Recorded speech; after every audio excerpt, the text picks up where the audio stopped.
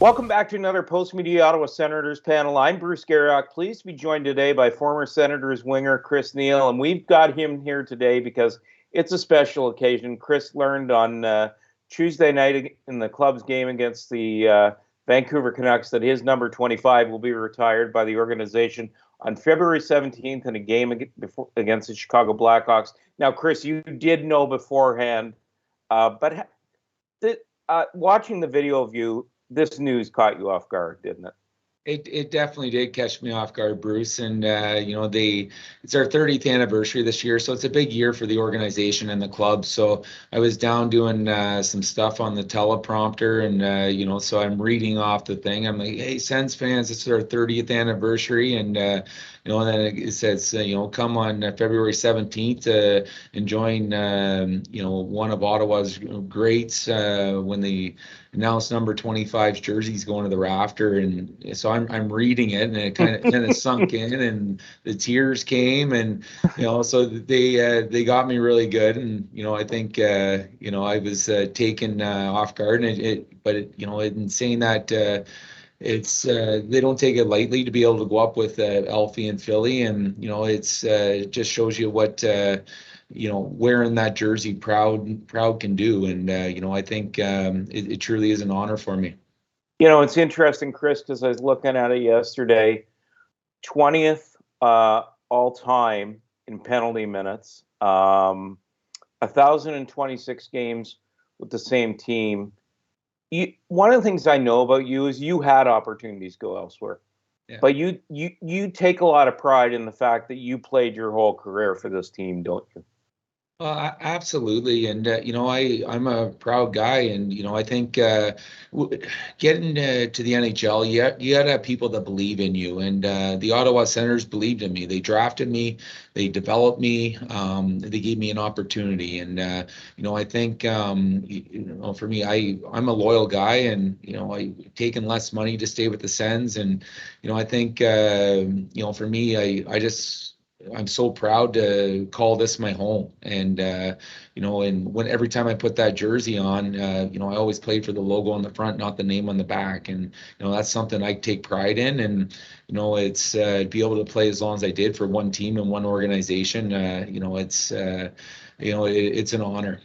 I think that one of the best things you can say about a player, Chris, is that you're from Flesherton, Ontario, but I think people would think you're from Ottawa, and you've put down some roots here, and you've been a big part of the community. I mean, one of the things you said in your video that I thought was you're very proud of the work that you and Caitlin have done in the community too.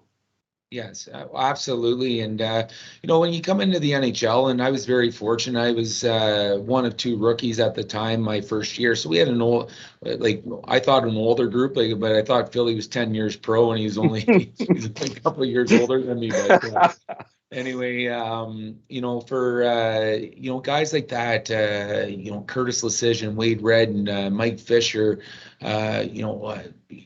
even a lot of the Europeans, like Radek Bonk, guys like that, Sean Van Allen, those are the guys that took you under the wing. And, it was community first. And, we were a family, and, we wanted to give back to the community. And, we had some good leadership in there, and with Roy Malacher, and, Roy's coming in and basically said, here's the list of different charitable stuff that's going on in our community. You got to pick one. And guys are picking multiple ones. And so I learned from some great guys, and it came natural for me the way I was brought up and raised with my mom and dad. And it was an easy transition for me.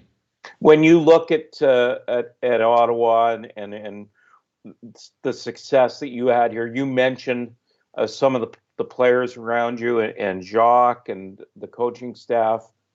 What's your greatest memory? Of your playing days? Well, there's all kinds of them, Bruce, and obviously, being able to score a goal in the Stanley Cup Finals was pretty exciting. Scoring a double OT winner against the Rangers, there's another one. But people ask me this: what's my greatest memory of all time? And when Alfie scored that goal to send us to the final in 2007 against the Buffalo Sabres in Game 5, it wasn't the goal that's my favorite memory. It's when I got back to the airport and there was 15,000 people there to greet us. And that's what this community is about. And I'm talking to you right now, and shivers are going up my back talking about it. I still, vision driving through just a little tunnel, high fiving the people going around and are going through a tunnel that they created for us. And it was awesome. Our pilot did a loop around so we could see the amount of people, and the Sens flags were going, and that's a memory that will last a lifetime for me. And it's interesting you bring that up, Chris, because there had been some, you guys as a team, people wondered if you should stay together. You had kind of you got to the Eastern Final in 2003. You had some disappointment in 2000, I think it was 6 or 2005. Like people were starting to wonder, is this group going to be able to stay together? It's like when that moment happened, the city felt good about itself, didn't it? And you saw the impact that the team made on this community.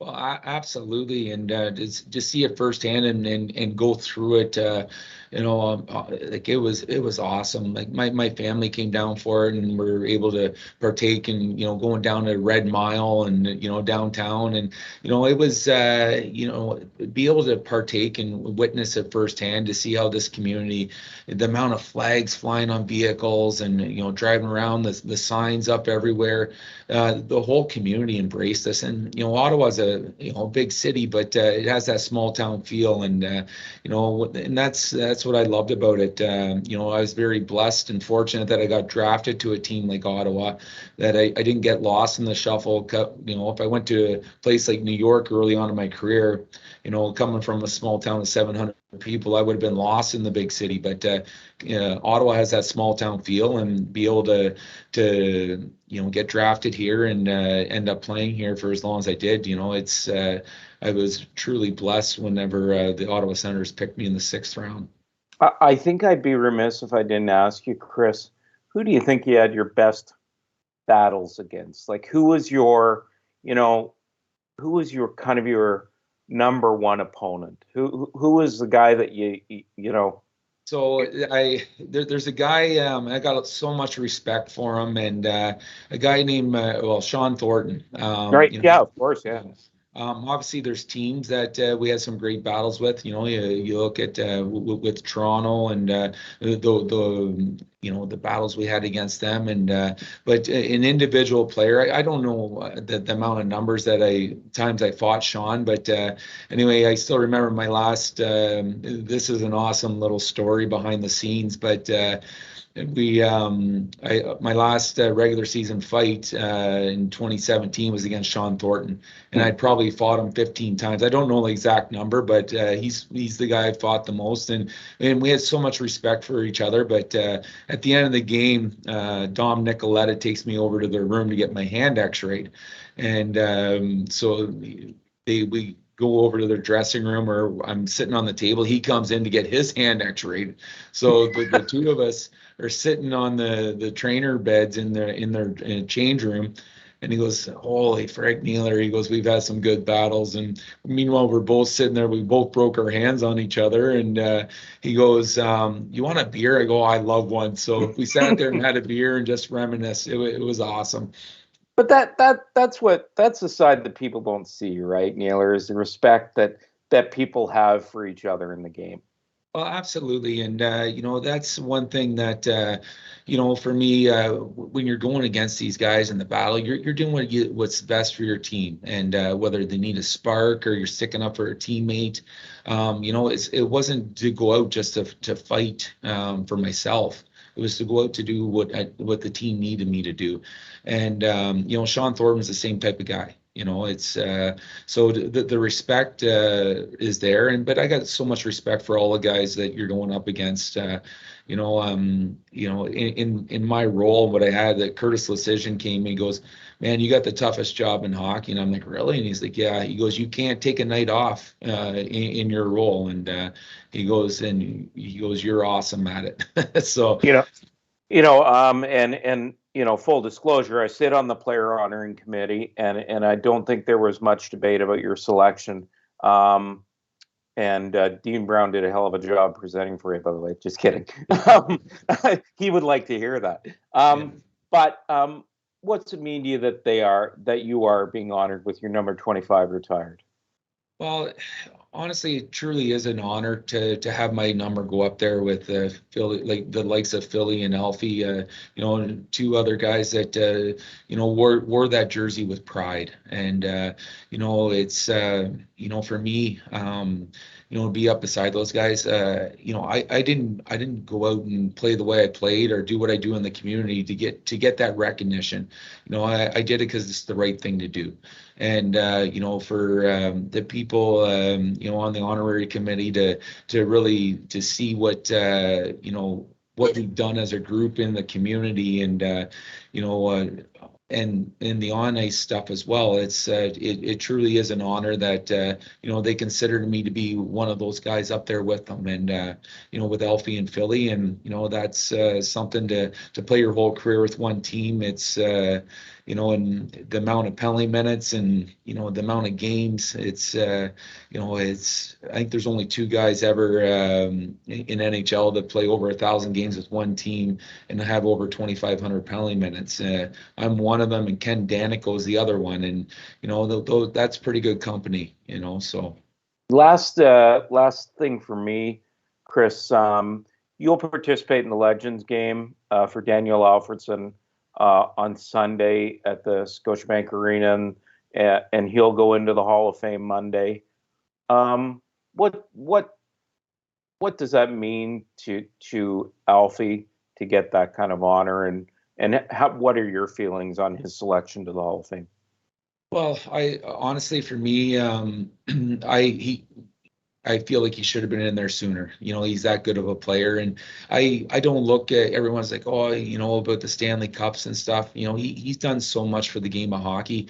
But I look what he's done for the game of hockey in Ottawa, and what he's done for this franchise, and he's a game changer. And for me to be able to go down and partake in the festivities, and be able to play in the game, and go to the induction on the Monday night, I'm going to be so proud of him, and it's be able to see it firsthand. It is so well deserved, and he's a guy that always led by example. He wasn't the most vocal guy, but when he actually did say something, you're listening, and he'd follow.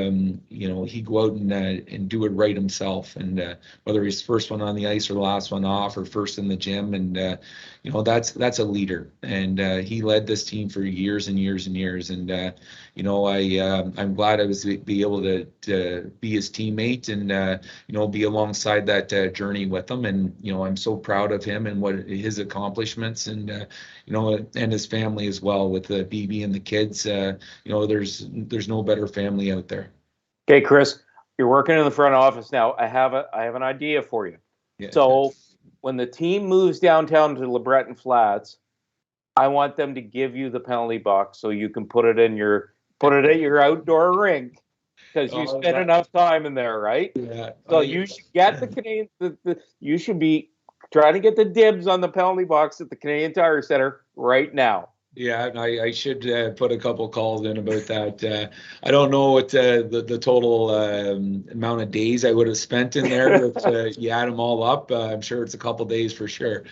Listen, we really appreciate your time today, Chris. Congratulations once again on having your number 25 retired by the Ottawa Senators.